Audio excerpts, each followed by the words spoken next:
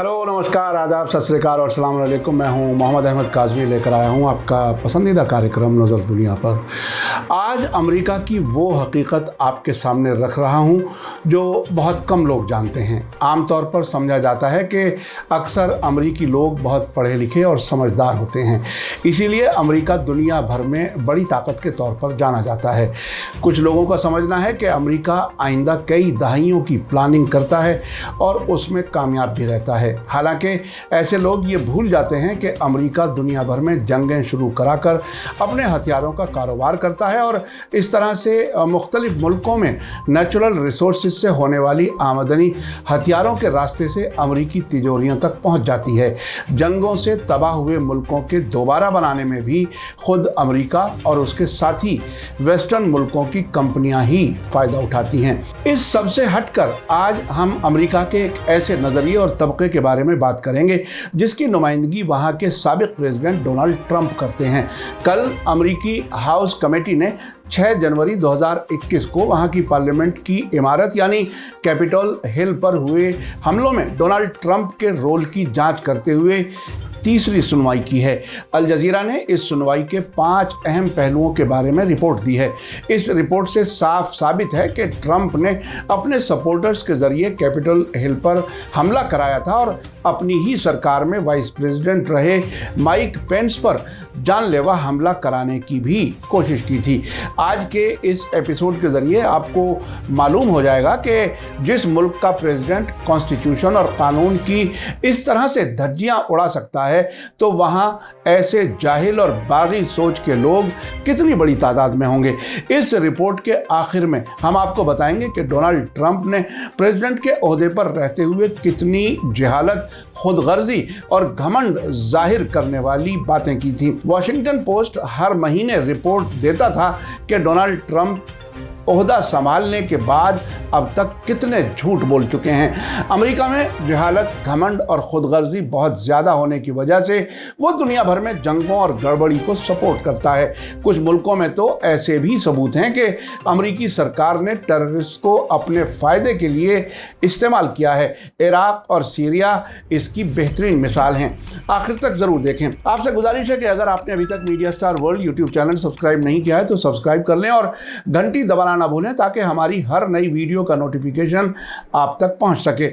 America की राजधानी Washington में पिछले साल जनवरी में डोनाल्ड ट्रंप के इलेक्शन हारने के बाद हुकूमत की तब्दीली के मौके पर मुल्क की पार्लियामेंट की इमारत, जिसे यूएस कैपिटल हिल कहा जाता है, पर हुए हमले की जांच कर रही हाउस कमेटी ने तीसरी सुनवाई में कल अपना ध्यान डोनाल्ड ट्रंप के वाइस प्रेसिडेंट माइक पेंस पर 2020 के इलेक्शन रिजल्ट को बदलने के लिए दबाव की तरफ तवज्जो दी है। यहां हम वक्त की कमी की वजह से हाउस कमेटी की तीसरी सुनवाई के अहम नुक्ते ही बता पा रहे हैं। अब से पहले अलग अलग पहलुओं के बारे में 2 और सुनवाइयां हो चुकी हैं। यह सुनवाई अभी जारी रहने के इम्कान है। कैपिटल हिल पर हुए हमले में कम से कम 100 पुलिस वाले जख्मी हुए थे। साथ ही दंगे के दौरान और दंगे के बाद कम से कम 9 लोगों की मौत हुई थी। आगे बढ़ने से पहले आपको बता दूं कि 11 जून को हाउस कमेटी ने साबिक प्रेसिडेंट डोनाल्ड ट्रंप को इस वाक़े के लिए पूरी तरह से जिम्मेदार ठहराया था। कमेटी का कहना है कि कैपिटल हिल पर हमला अचानक नहीं हुआ था और ये तख्ता पलट की कोशिश थी जो सीधे तौर पर हारे हुए प्रेसिडेंट की तरफ से 2020 के इलेक्शन नतीजों को बदलने की कोशिश का नतीजा था। कमेटी ने कहा कि ट्रंप इलेक्शन में फर्जीवाड़े के बारे में लगातार झूठ बोल रहे थे और उनकी जो बाइडेन की जीत को रोकने की खुलेआम कोशिश के नतीजे में हमले और अमेरिका की डेमोक्रेसी को जोखिम में डालने के तौर पर सामने आया था।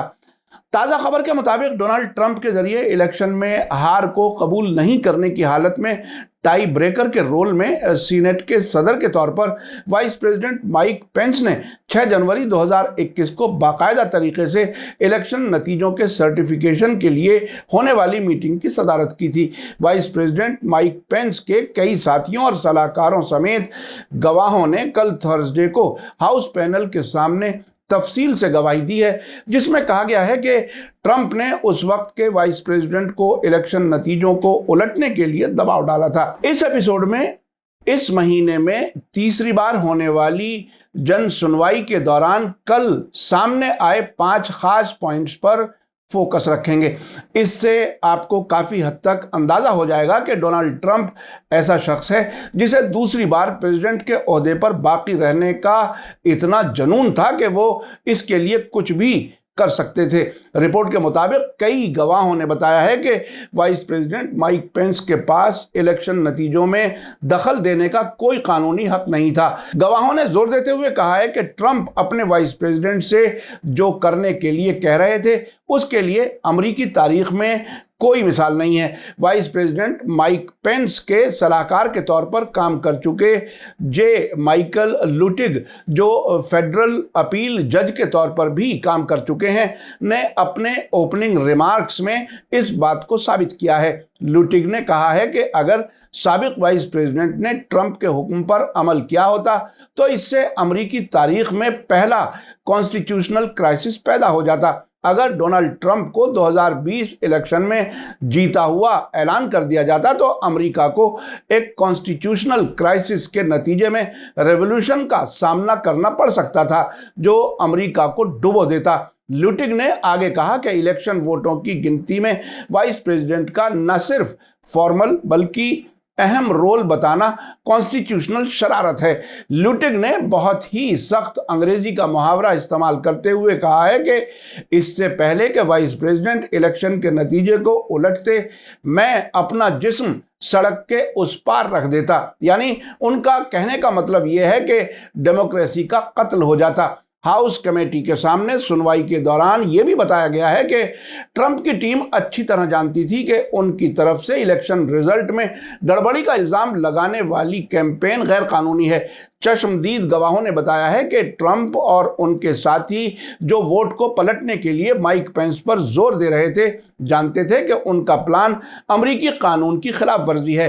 कल होने वाली हियरिंग में अहम रोल अदा करने वाले डेमोक्रेटिक कांग्रेस मेंबर पीट इग्यूलियर ने कहा कि डोनाल्ड ट्रंप को पता था कि वो 2020 का इलेक्शन हार गए हैं, लेकिन वो हुकूमत के पुरअमन तरीके से तबादले के प्रोसेस में हिस्सा लेने के लिए खुद को नहीं ला सकते थे।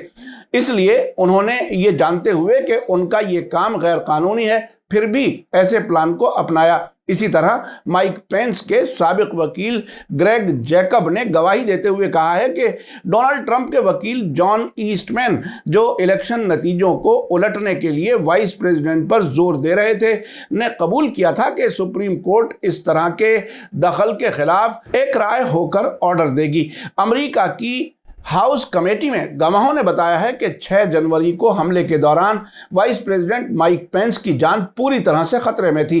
कैपिटल हिल पर जहां माइक पेंस ने पनाह ली हुई थी उनसे सिर्फ 12 मीटर की दूरी तक हमलावर दंगाई पहुंच चुके थे।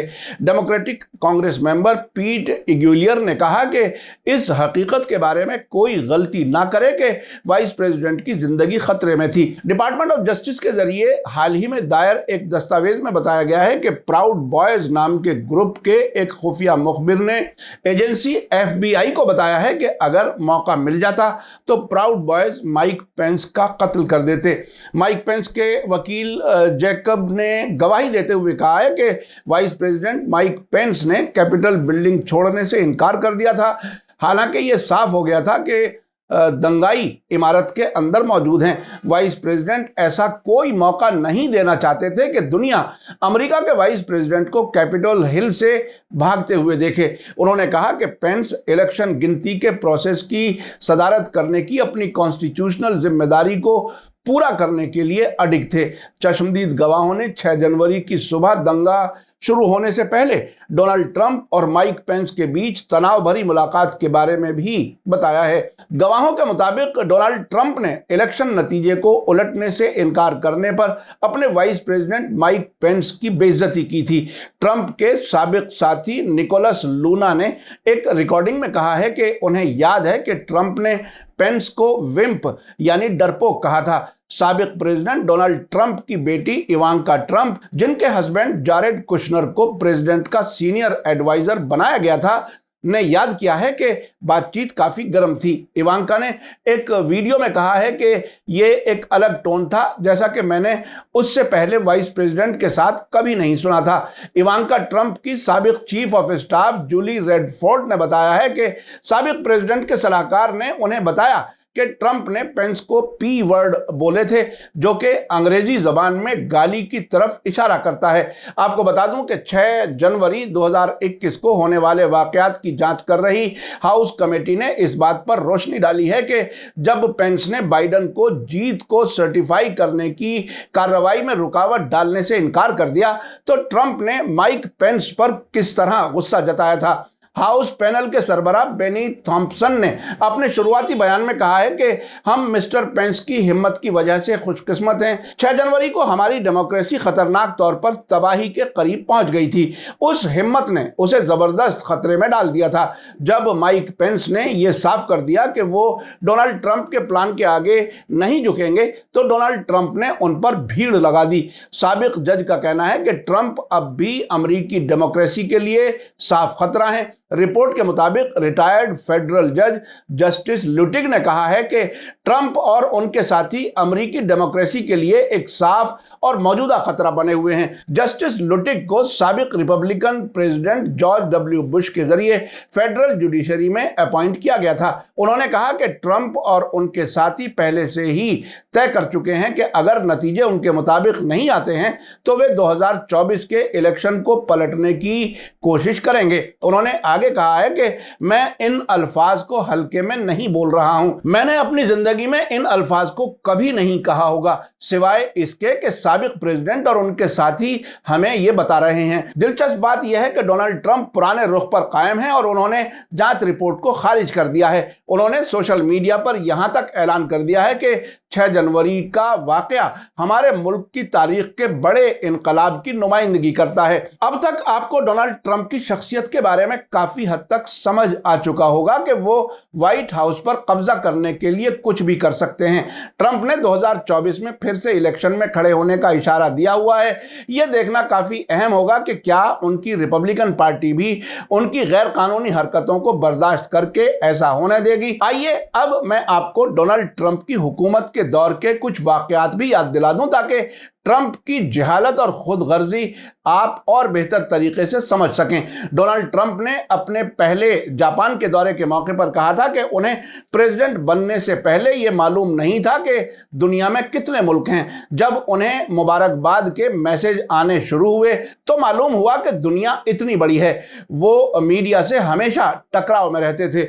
वॉशिंगटन पोस्ट और CNN जैसे मीडिया ग्रुप्स के नाम लेकर वो बहुत बुरा भला कहते थे। उनकी पसंद का मीडिया फॉक्स न्यूज़ है, जिसे वो अक्सर इंटरव्यू भी दिया करते थे। वो सऊदी अरब समेत अरब बादशाहों की हुकूमतों के बारे में कहते थे कि इन मुल्कों को चाहिए कि वो अपनी सिक्योरिटी के लिए अमेरिका को और ज़्यादा रकम की अदायगी करें। वो ये भी कहते थे कि अगर अमेरिका उनको सिक्योरिटी देना बंद कर दे तो ये हुकूमतें 2 हफ्ते में गिर जाएंगी। जब अक्टूबर 2018 में जर्नलिस्ट जमाल खाशोगी का इस्तांबुल में सऊदी अरब के कौंसलेट में कत्ल हुआ तो ट्रंप ने कहा कि खाशोगी अमरीकी नहीं था और अगर हम सऊदी अरब से ताल्लुकात ख़त्म कर लेते हैं तो जो 350 अरब डॉलर का हथियारों का सौदा उन्हें मिला हुआ है वो अमेरिका के दुश्मनों के पास चला जाएगा। इसलिए उन्होंने क्राउन प्रिंस मोहम्मद बिन सलमान को अपनी सियासी सपोर्ट जारी रखी। ट्रंप ने ईरान न्यूक्लियर समझौते और वर्ल्ड क्लाइमेट एग्रीमेंट समेत कई समझौतों से अमेरिका को अलग किया। कनाडा और यूरोपीय मुल्कों से ट्रंप ने ताल्लुकात खराब कर लिए। वक्त की कमी की वजह से इस एपिसोड को यहीं ख़त्म करते हैं। नतीजे के तौर पर यह कहा जा सकता है कि जब मैं 1998 में अमेरिका गया था तो वहाँ ये मालूम हुआ था कि अमेरिकी लोग दुनिया के किसी मुल्क के बारे में बहुत कम जानते हैं। वो किसी भी मुल्क का नाम तब जानते हैं जब या तो उनका प्रेसिडेंट वहाँ दौरा करे या उनकी फ़ौजें किसी मुल्क में जंग लड़ने के लिए जाएं।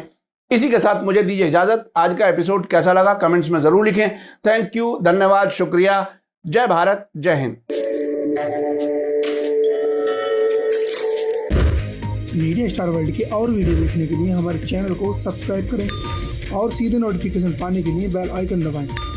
اور اگر ہماری خبر سچی اور اچھی لگے تو اپنے واٹس ایپ، انسٹاگرام، فیس بک اور ٹویٹر اکاؤنٹ پر ضرور شیئر کریں۔